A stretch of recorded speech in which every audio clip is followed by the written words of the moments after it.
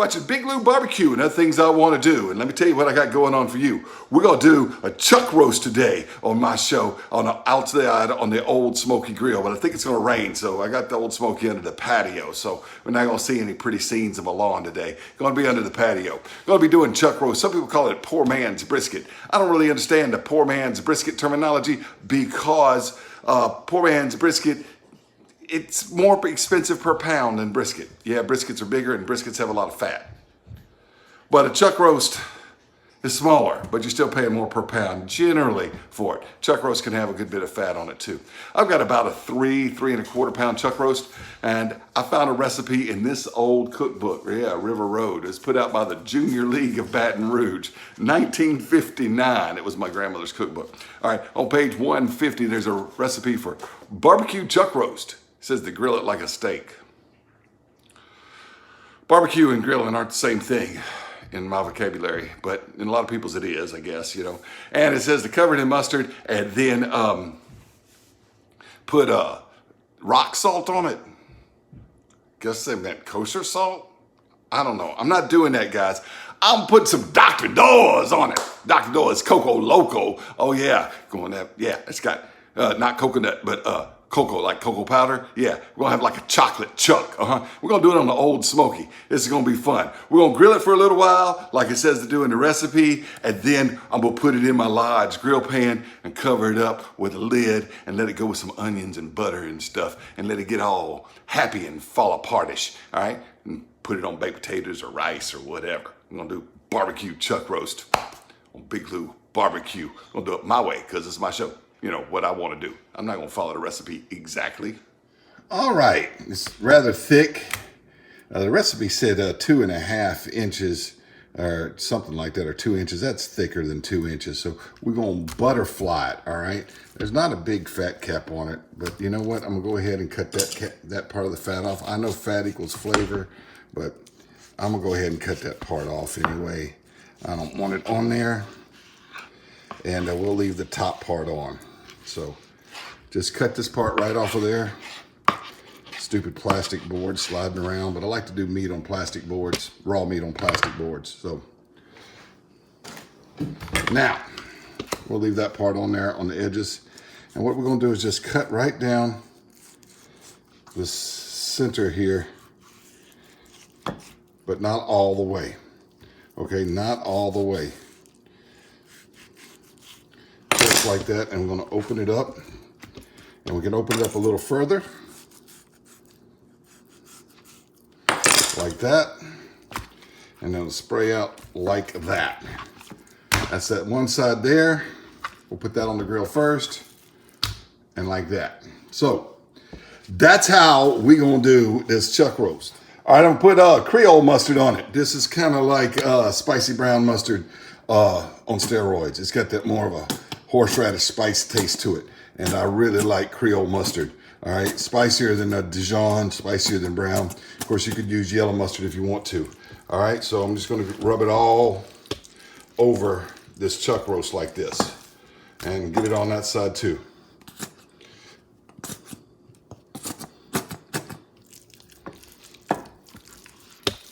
All along the sides. All right, now that hand's still clean. I'm going with the Dr. Doors Coco Loco. Yeah, we're making a chocolate chuck. Oops, well, I started before the camera was on.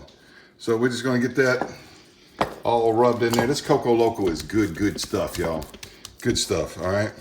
And I think it's going to be delicious with beef. It is delicious with beef. I've had it with beef. I had it on steak, stuff like that. I think it's going to be delicious with this chuck roast is what I'm trying to say. All right, there's roast beef, all right? So I think, you know what? I have used it on chuck roast before in the oven. I certainly have. Similar method too, where I put it in the grill pan because the grill grates kind of work like a trivet from that grill pan. You keep it off the side. Let's get stuff on the side here. Don't want to neglect the sides. And now that's ready for the grill. I think the coals are ready too. Let's go out there. All right, let's go ahead and drop these coals. Get them spread out. Probably have to add more later before this thing's fully cooked. Get the grate on it, and all right, I'm gonna add a mesquite chunk in there and just let it smoke a little bit. Let's go get the meat on. All right, I'm gonna put the chuck roast with the side we did not open up down. We're gonna leave it there for about 20 minutes. All right. All right, it's been right at 20 minutes. Look at it, look at it, look at it. Water pooling up on there, but it's still kind of tough. It's time to flip it over though. Look at that side.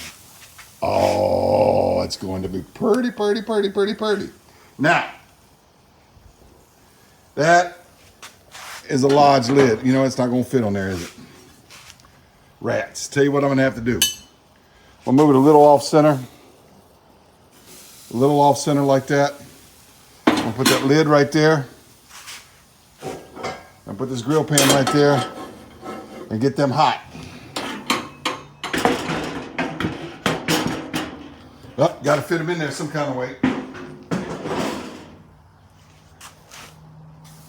So I'll put it right there. It'll cook just fine like that. And to save room, we'll just do this. That lid will get hot. All right, 20 more minutes on that side. All right, well, it's been another 20 minutes. I just opened the grill and checked the temp. It's at 134 in some places and as low as 130 in other places, and all points in between in some. What we're gonna do now, that's what it looks like on that side, is we're just gonna drop it right into this grill pan. All right, and I'm gonna move this grill pan into the center. You can hear it start to sizzle because that grill pan is hot. All right. Now, what I'm gonna do, put a pat of butter north, get on there. Get on there. Right in the center, south, east, and west. Right there, like that. Now I got a whole bunch of onions. And we're just gonna put these onions everywhere we can in here, on the sides, on the top, everywhere, all right? So we're just gonna put these onions all with this. Now, if this temperature drops down below about 275, I'm gonna add more coals. Right now it's running around 325. Actually, if it drops below 300, I may do it because I'm not trying to smoke this thing. This is a roast and I'm roasting it, all right? But I am getting smoked flavor on it because I got it on the grill. All right, now, you know what? I should have had this open. Add a little more of the Dr. Doors Coco Loco. Just gonna kind of dust it. Okay, it's been just over, I was gonna leave it on for another hour. It's been just over another hour. I got sidetracked, but I did open it up and check it with a thermometer, and it is reading at over 200, 203 places. It's like a brisket, and it's getting tender. You see, that is just going in there like, it's just like butter. It's getting tender. It's drawn up some, but I got all this good anjou down there with the onions. Now, the camera quit on me right as I was about to sprinkle about 2 tablespoons of Dr. Doors on it. I covered it up and let it just sit here for the hour until I just checked it a minute ago with the thermometer. But anyway, we're gonna go ahead and cover this back up. And I'm gonna bring it inside, set it on a trivet, let it rest. Got this handy dandy little thing to put on the handle right there. And then I can just grab it and we go inside the house with it, just like that. Okay, that's what it's looking like after it's rested. Still steaming. All right, I'm gonna set it over here on the trivet. Take my little handy dandy flipper stick. Move it over here to the cutting board. All right, I want to cut this across the grain, but I'm not real sure where the grain is. I think the grain's running this way. So I'll tell you what, well, it's hot, man. It's still hot. So I'll tell you what I'm gonna do. I'm gonna see what we can do here about cutting it like this. Yep, that's across the grain. And that's what it looks like. Got a little smoke ring on the bottom. All right, but of course it was in that pan instead of wrapping it in aluminum foil, you know? And this is not a brisket, so it's not gonna be just like a brisket, but it is kind of floppy. It's kind of pull aparty, all right? And we need to try this, all right? Anyway, that is chuck roast, Some people call it poor man's brisket. I kind of did it sort of semi-pot roast, semi-barbecue, all right? And I can chop this up and make barbecue beef with it, or we can just put it on sandwiches like that, or just eat it with all that delicious anjou flavored with that Dr. Doors rub, all right? It's going to be good, y'all. Let's do a taste test. All right, excuse me for eating with my fingers, but that makes an authentic taste test. I'm gonna reach it over here and dip it in that anjou, all right? Oh yeah. That's pretty good. And it's really tender. And that's good. Yeah, you know, you can get a chuck roast for cheaper than a brisket. Still more expensive per pound. And I didn't do it quite like a brisket. You know, I did it more like grilling a steak, but for 20 minutes on the side. Then we put it in the grill pan, kind of pot roasted it a little bit, you know, instead of wrapping it in aluminum foil like people might do if they're doing brisket. And I put some of that Dr. Doors on there, and that Coco Loco is good stuff, Dr. Door. I really appreciate you sending that to me. That Creole mustard gives it that little bit of horseradishy taste, but not so much that it tastes like horseradish and people notice it. And it gets real tender. Got the onions, the butter. Oh, man. And I hate when YouTubers describe all the flavors they put into it as if they can taste them all, you know? But I can. It's good.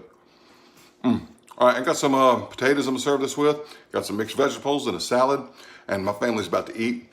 Thank you for joining me on Big Lou Barbecue. Chuck roast on Old Smokey Grill and in a Lodge grill pan. One more thing, in case I didn't explain it earlier, why did I use a grill pan? You can use a straight skillet, but the grill kind of acts like a little trivet to keep it up off the bottom of the skillet itself, so the whole bottom of it doesn't get kind of burned, you know? Anyway, so I like using the grill pan with it. So anyway, works with a skillet too though.